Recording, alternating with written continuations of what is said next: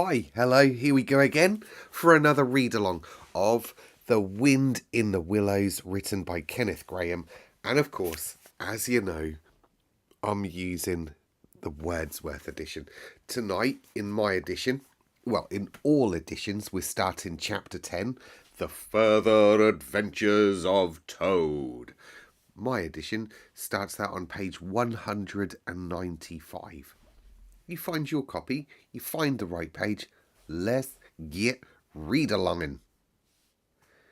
The front door of the hollow tree faced eastwards, so Toad was called at an early hour, partly by the bright sunlight gleaming in on him, partly by the exceeding coldness of his toes, which made him dream that he was at home in bed in his own handsome room with the Tudor window on a cold winter's night, and his bedclothes had got up, grumbling and protesting they couldn't stand the cold any longer, and had run downstairs to the kitchen fire to warm themselves, and he'd followed on bare feet along miles and miles of icy stone-paved passages, arguing and beseeching them to be reasonable. He would probably have been aroused much earlier, had he not slept for some weeks on straw over stone flags and almost forgotten the friendly feeling of thick blankets pulled well up round the chin. Sitting up, he rubbed his eyes at first and his complaining toes next, wondered for a moment where he was, looking around for a familiar stone wall and little barred window, and then, with a leap of the heart, remembered everything, his escape, his flight, his pursuit, remembered first and best of all that he was free. Free. The word and the thought alone were worth 50 blankets. He was warm from end to end as he thought of the jolly world outside, waiting eagerly for him to make his triumphal entrance, ready to serve him and play up to him, anxious to help him and to keep him company, as it always had been in days of old before misfortune fell upon him. He shook himself and combed the dry leaves out of his hair with his fingers, and, his toilet complete, marched forth into the comfortable morning sun, cold but confident, hungry but hopeful, all nervous terrors of yesterday dispelled by rest and sleep and frank and heartening sunshine. He had all the world to himself that early summer morning.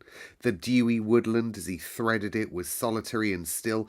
The green fields that succeeded the trees were his own to do as he liked with. The road itself, when he reached it, in that loneliness that was everywhere, seemed like a stray dog, to be looking anxiously for company. Toad, however, was looking for something that could talk and tell him clearly which way he ought to go. It's all very well when you have a light heart, a clear conscience, and money in your pocket, and nobody scouring the country for you to drag you off to prison again, to follow where the road beckons and points, not caring whither.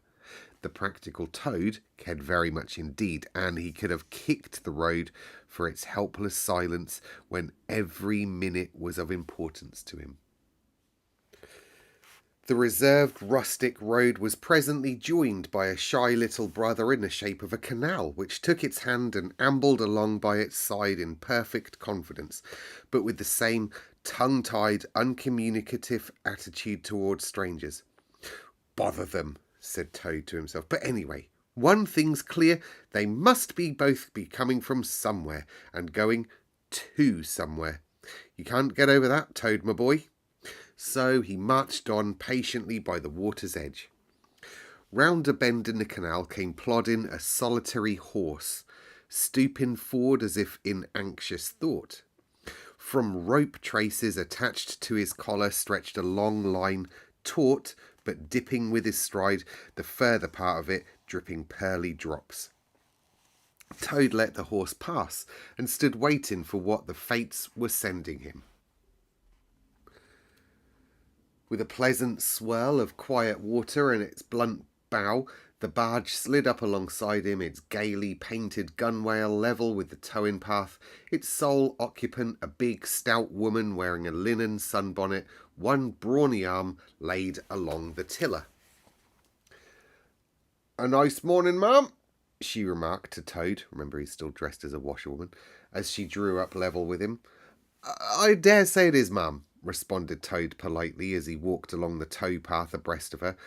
I dare say it is a nice morning to them that's not in sore trouble, like what I am. Here's my married daughter. She sends me off to post haste. She sends me off. She sends off to me post haste to come to her at once. So off I comes, not knowing what may be happening or going to happen, but fearing the worst, as you will understand, ma'am, if you're a mother too. And I've left my business to look after itself. I'm in the washing and laundering line, you know, ma'am. And I've left my young children to look after themselves, and a more mischievous and troublesome set of young imps doesn't exist, ma'am. And I've lost all my money and lost my way. And as for what may be happening to my married daughter, why, I don't like to think of it, ma'am. Where might your young married daughter be living, ma'am? Asked the barge woman. She lives near to the river, ma'am, replied Toad, close to a fine house called Toad Hall. That's somewhere hereabouts in these parts. Perhaps you may have heard about it. Toad Hall? Why, I'm going that way myself, replied the barge woman. This canal joins the river some miles farther on, a little above Toad Hall. Then it's an easy walk. You come along on the barge with me and I'll give you a lift. She steered the barge close to the bank, and Toad, with many humble and grateful acknowledgments, stepped lightly on board and sat down with great satisfaction. Toad's luck again, he thought. I always come out on top. So, you're in the washing business, ma'am, said the barge woman politely as they glided along. And a very good business you've got too, I dare say, if I'm not making too free in saying so. Finest business in the whole country, said Toad airily. All the gentry come to me. Wouldn't go to anyone else if they were paid. They all know me so well. You see, I understand my work thoroughly, and I attend to it all myself. Washing, ironing, clear starching, making up gents' fine shirts for evening wear. Everything's done under my own eye. But surely you don't do all the work yourself, ma'am, said the barge woman respectfully. Oh, I've got girls, said Toad lightly. 20 girls or thereabouts, always at work, but you know what girls are, ma'am. Nasty little hussies, that's what I call 'em. So do I too, said the barge woman with great heartiness. But I dare say you set yours to rights, the idle trollops. Blimey. And are you very fond of washing? Oh, I love it, said Toad. I simply dote on it. Never so happy as when I've got both arms in the wash tub, but then it just comes easy to me. No trouble at all. A real pleasure, I assure you, ma'am. Well, what a bit of luck finding you, observed the barge woman thoughtfully. A regular piece of good fortune for both of us. Why? What do you mean? Asked Toad nervously. Well, look at me now, replied the barge woman. I like washing too, just the same as you do, and for that matter, whether I like it or not, I've got to do all my own, naturally, moving about as I do.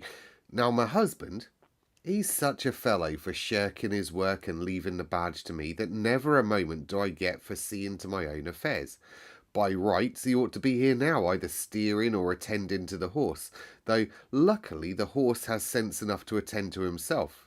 Instead of which, he's gone off with the dog to see if they can't pick up a rabbit for dinner somewhere.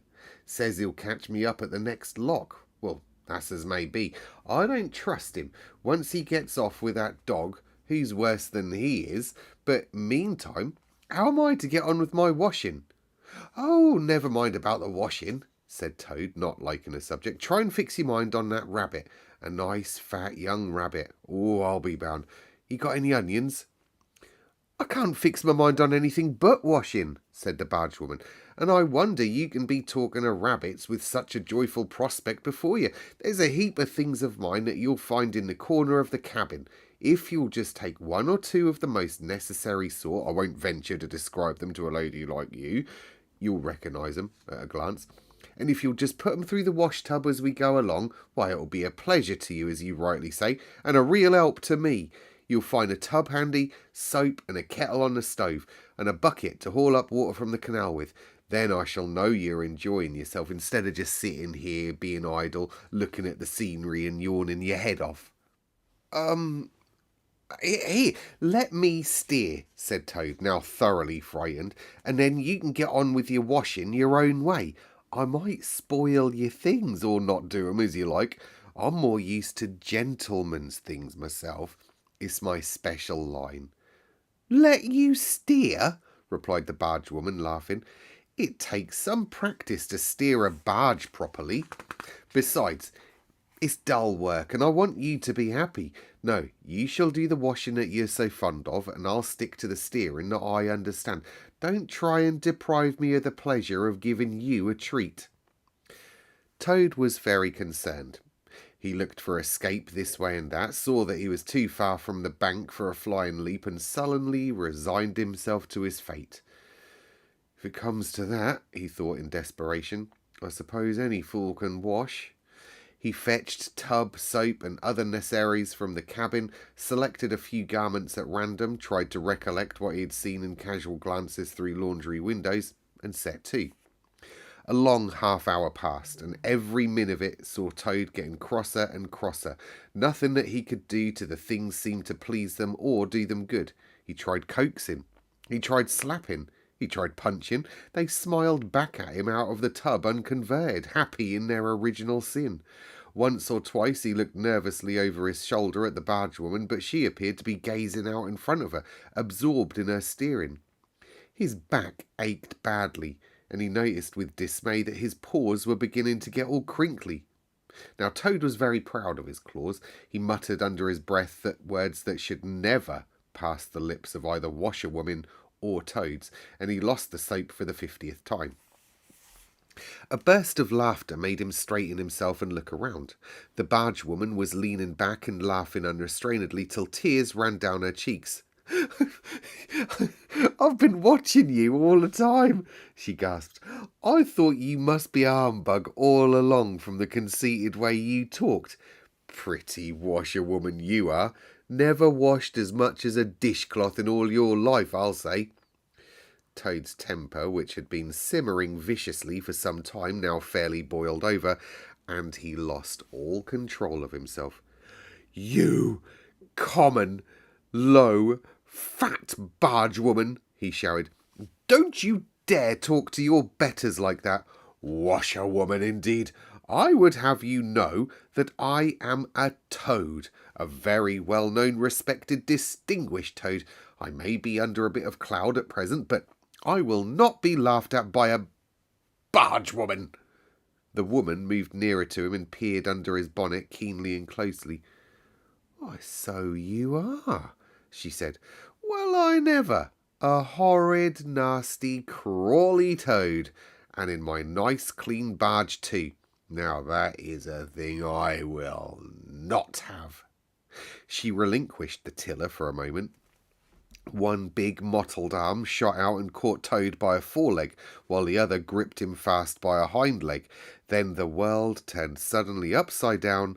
The barge seemed to fit lightly across the sky. The wind whistled in his ears, and Toad found himself flying through the air, revolving rapidly as he went. The water, when he eventually reached it with a loud splash, proved quite cold enough for his taste, though its chill was not sufficient to quell his proud spirit or slake the heat of his furious temper. He rose to the surface, spluttering, and when he wiped the duckweed out of his eyes, the first thing he saw was the fat bargewoman looking back at him over the stern of the retreating barge and laughing. And he vowed as he coughed and choked to be even with her. He struck out for the shore, but the cotton gown greatly impeded his efforts, and when at length he touched land, he found it hard to climb up the steep bank unassisted. He had had to take a minute or two's rest to recover his breath. Then, gathering his wet skirts well over his arms, he started to run after the barge as fast as his legs would carry him, wild with indignation, thirsting for revenge. The bargewoman was still laughing when he drew up level with her. "Put yourself through the mangle, washerwoman," she called out. "You'll iron your face and crimp it. You'll pass for quite a decent-looking Toad then." Toad never paused to reply. Solid revenge was what he wanted, not cheap, windy verbal triumphs, though he had a thing or two in his mind that would have liked to say. He saw what he wanted ahead of him. Running swiftly on, he overtook the horse, unfastened the tow rope and cast off, jumped lightly on the horse's back and urged it to gallop by kicking it vigorously in the sides. He steered for the open country, abandoning the towpath and swinging his steed down a rutty lane. Once he looked back, he saw the barge had run aground on the other side of the canal, and the bargewoman was gesticulating wildly and shouting, "Stop! Stop! Stop!" "I've heard that song before," said Toad, laughing as he continued to spur his steed onward in its wild career. The barge horse was not capable of any very sustained effort, and its gallop soon subsided into a trot, and its trot into an easy walk. But Toad was quite contented with this, knowing that he, at any rate, was moving and the barge was not. He had quite recovered his temper now that he had done something he thought really clever, and he was satisfied to jog along quietly in the sun, taking advantage of any byways and bridle paths, and trying to forget how very long it was since he'd had a square meal, till the canal had been left very far behind him. Never cross a toad dressed as a washerwoman. Ever. He will steal your horse. I'm not going to stick around for long tonight, because I told you last night, that was epic, wasn't it? Blimey, that was hefty. So tonight we'll keep it nice and concise, okay? Tomorrow night we'll finish off chapter... What are we on? Chapter 10 or chapter 11? I can't even remember. I think we're on chapter 10, aren't we? So, yeah, tomorrow we'll finish off chapter 10. Then we've just got the 2 parts of 11 and the 2 parts of 12. So we've got, 5 more eps, and then we're finished winding the willows. Woo! Good night.